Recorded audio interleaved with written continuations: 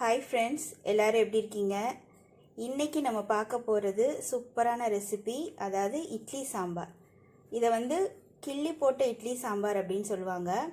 ஏன்னா இதில் நிறைய பச்சை மிளகா யூஸ் பண்ணுவோம். ஸோ பச்சை மிளகாவோட ஃப்ளேவர் இந்த சாம்பாரில் இருக்கிறனால சூப்பர் டேஸ்ட்டாக இருக்கும். இது செய்கிறது ரொம்ப ஈஸி தான். இதுக்கு காய்கறிலாம் தேவையே இல்லை. பச்சை மிளகா, தக்காளி, வெங்காயம் மட்டும் இருந்தால் போதும். இது இட்லிக்கு, தோசைக்கு, பொங்கலுக்கு சூப்பரான ஒரு சாம்பாராக இருக்கும். வாங்க இது எப்படி செய்கிறதுங்கிறத பார்க்கலாம். இது வரைக்கும் நம்ம சேனலில் சப்ஸ்கிரைப் பண்ணாதவங்க சப்ஸ்கிரைப் பண்ணிடுங்க. கூடவே அந்த பெல் ஐக்கானையும் கிளிக் பண்ணிடுங்க. வாங்க இப்போ வீடியோக்குள்ளே போகலாம். இட்லி சாம்பாருக்கு தேவையான பொருளாக என்னென்னு பார்த்துடலாம். அதுக்கு பாசிப்பருப்பு எடுத்து வச்சுருக்கேன். பாசிப்பருப்பு 1 கப் எடுத்து வச்சுருக்கேன். கடலெண்ணெய், சின்ன வெங்காயம், பச்சை மிளகா. இங்கே காரம் பச்சை மிளகா தான், அதனால நிறைய எடுத்துக்கோங்க பச்சை மிளகா. நான் இன்னைக்கு 6லேருந்து 7 பச்சை மிளகா எடுத்திருக்கேன். ஒரு பெரிய சைஸ் தக்காளி, கருவேப்பிலை, 1 டேபிள் ஸ்பூன் சீரகம், 1 டேபிள் ஸ்பூன் மஞ்சத்தூள், 1 டேபிள் ஸ்பூன் பெருங்காயத்தூள், 1 டேபிள் ஸ்பூன் கடுகு, தேவையான அளவு உப்பு. இப்போ வாங்க இட்லி சாம்பார் எப்படி செய்கிறதுங்கிறத பார்க்கலாம். அடுப்பை பற்ற வச்சிடலாம். பற்ற வச்சுட்டு கடாய் எடுத்து வச்சுருங்க. இன்றைக்கி நான் பருப்பு கடாயில் தான் வேக வைக்க போகிறேன். கடாய் ஹீட் ஆனோன்னே தண்ணி ஊற்றிட்டு, தண்ணி ஒரு கொதி வந்ததுக்கப்புறம் பாசிப்பருப்பு சேர்த்துடலாம். கடாய் நான் சரவணா ஸ்டோரில் வாங்கினேன். பாடி சரவணா ஸ்டோரில். இதோட ரேட் 641 ருபீஸு. ஸோ இன்றைக்கி தான் ஃபர்ஸ்ட் டைம் யூஸ் பண்ண போகிறேன். ஸோ இது யூஸ் பண்ணிவிட்டு இந்த கடாயோட ரிவ்யூ சொல்கிறேன் எப்படி இருக்குன்னு சொல்லிட்டு. ஸோ இது ஹீட் ஆகட்டும். கடாய் ஹீட் ஆகிடுச்சு. தண்ணி ஊற்றிக்கோங்க. இப்போ தண்ணி கொதிச்சோன்னே நம்ம பாசிப்பருப்பை சேர்த்துடலாம். பாசிப்பருப்பை வேணும்னா ஒரு அரை மணி நேரம் கூட ஊற வச்சுக்கோங்க. ஸோ என்னென்னா சீக்கிரம் குக் ஆகிடும். இப்போ நல்லா கொதி வந்துருச்சு. இப்போ பாசிப்பருப்பை 2 தடவை அலசி எடுத்துக்கிட்டேன். இதை சேர்த்துடலாம். இது குக்கரில் பண்ணுறதுனா கூட பண்ணுங்கள். குக்கரில் பாசிப்பருப்பு ஊற்றிட்டு தேவையான அளவு தண்ணி ஊற்றிட்டு ஒரு 2 விசில் விட்டால் போதும். பாசிப்பருப்பு நல்லா வெந்துடும். ஆனால் நான் எப்பயுமே குக்கரில் அவ்வளோவா யூஸ் பண்ண மாட்டேன். பருப்பு வேக வைக்கிறதுலாம் பாத்திரத்தில் தான் யூஸ் பண்ணுவேன். ஸோ இது நல்லா வெந்து வரட்டும். இப்போ பருப்பு ஓரளவுக்கு நல்லா வெந்துருச்சு. பாருங்கள், நல்லா வெந்துருச்சு. இப்போ வெங்காயம், தக்காளி, பச்சை மிளகாவை சேர்த்துடலாம்.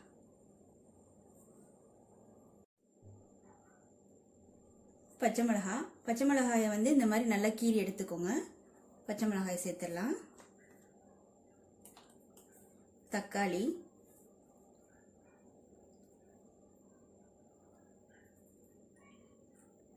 இப்போ சின்ன வெங்காயம் கொஞ்சம் தான் சேர்க்க போகிறேன். கொஞ்சம் சின்ன வெங்காயம் தான் சேர்க்க போகிறேன். மீதியை தாளித்து போட போகிறேன். அதனால் சின்ன வெங்காயம் இதை தாளிப்புக்கு சேர்த்துக்க போகிறேன். ஸோ இதெல்லாம் நல்லா கொதிக்கட்டும். கொதித்ததுக்கப்புறம் பெருங்காயத்தூள், மஞ்சத்தூள் அதெல்லாம் சேர்த்துடலாம்.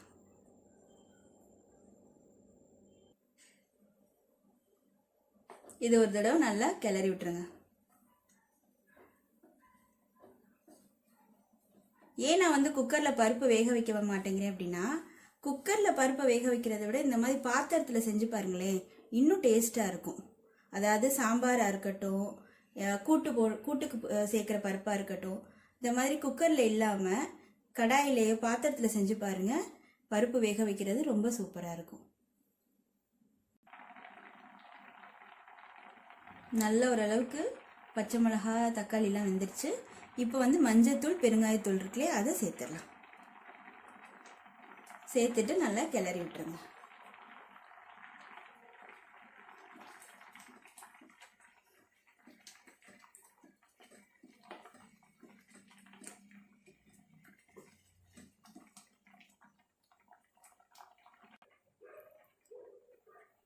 கொஞ்சம் கெட்டியாயிடுச்சு. இப்போ வந்து தேவையான அளவு தண்ணி ஊற்றிக்கிங்க. ஏன்னா இந்த இட்லி சாம்பார் வந்து தண்ணியாக தான் இருக்கணும் இல்லையா, அதனால உங்களுக்கு அளவு தெரியும், ரொம்ப தண்ணியாக ஊற்றிக்கோங்க. இப்போ வந்து தேவையான அளவு தண்ணி ஊற்றியாச்சு. ஏன்னா கொஞ்சம் இறுக்கமாக இருந்தது இல்லையா. இப்போ இதை நல்லா கொதிச்சதுக்கப்புறம் நம்ம வந்து கடுகு, சீரகம், சின்ன வெங்காயம், பச்சை மிளகா, கடலை எண்ணெயில் தாளிச்சிட்டு இதில் ஊற்றிடலாம். இப்போ நல்லா ஓரளவு கொதிச்சிட்ருக்கு. இப்போது தேவையான அளவு உப்பு போட்டுக்கோங்க. உப்பு சேர்த்துக்கோங்க.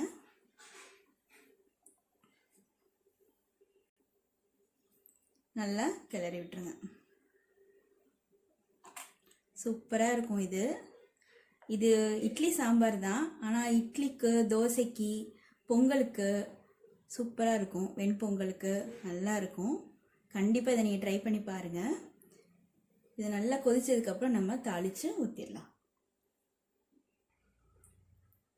இப்போ நல்லா கொதிச்சிருச்சு. இப்போ இன்னொரு குட்டி பாத்திரத்தில் தாளித்து இதில் ஊற்றிட்டு திரும்ப இதை ஒரு 2 நிமிஷம் கொதிக்க வச்சா போதும். இப்போ தாளிக்கிறதுக்கு ஒரு கடாய் வச்சுட்டேன், குட்டி கடாய். இப்போ தேவையான அளவு எண்ணெய் ஊற்றிக்கோங்க, கடலெண்ணெய். நான் வந்து ஒரு 2 டேபிள் ஸ்பூன் கடலெண்ணெய் ஊற்றிருக்கேன்.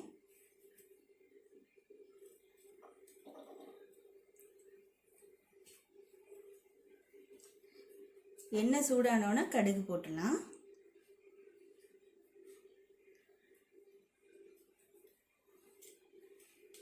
ஓரளவுக்கு சூடாயிடுச்சு. கடுகு சேர்த்துக்கோங்க.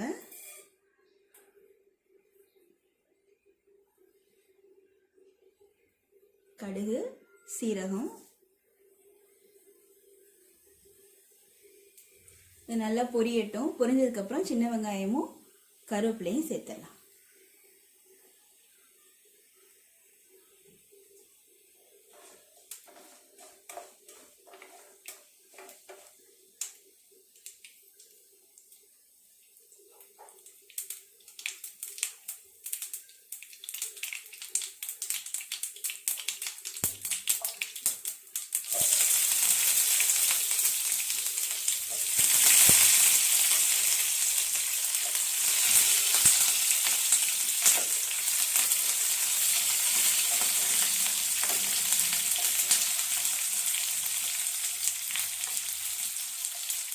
வெங்காயம் வந்து நல்ல கலர் மாதிரி வரணும், அப்போ தான் சாம்பார் நல்ல டேஸ்டாக இருக்கும்.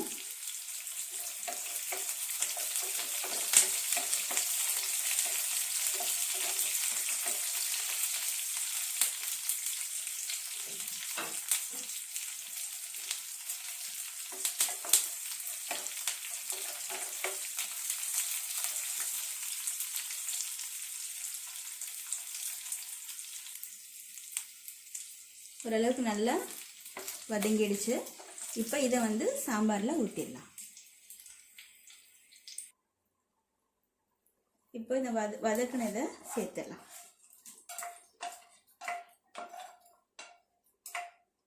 சேர்த்துட்டு இது ஒரு 2 நிமிஷம் நல்லா கொதிக்கட்டும். கொதிச்சிருச்சுன்னா நம்மளோட இட்லி சாம்பார் ரெடி.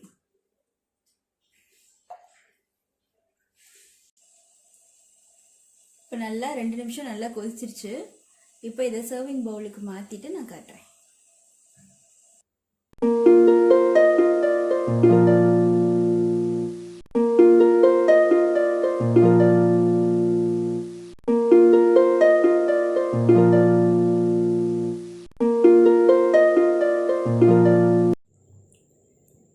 நம்மளோட சூப்பரான இட்லி சாம்பார் ரெடி ஆயிடுச்சு. கண்டிப்பாக இதை நீங்கள் ட்ரை பண்ணி பார்த்துட்டு எப்படி இருந்துச்சுன்னு சொல்லுங்கள். எங்கள் சேனலை லைக் பண்ணுங்கள், ஷேர் பண்ணுங்கள், சப்ஸ்கிரைப் பண்ணுங்கள். தேங்க்யூ. இது வரைக்கும் நம்ம சேனலை சப்ஸ்கிரைப் பண்ணாதவங்க சப்ஸ்கிரைப் பண்ணிவிடுங்க. கூடவே அந்த பெல் ஐக்கானையும் கிளிக் பண்ணிவிடுங்க.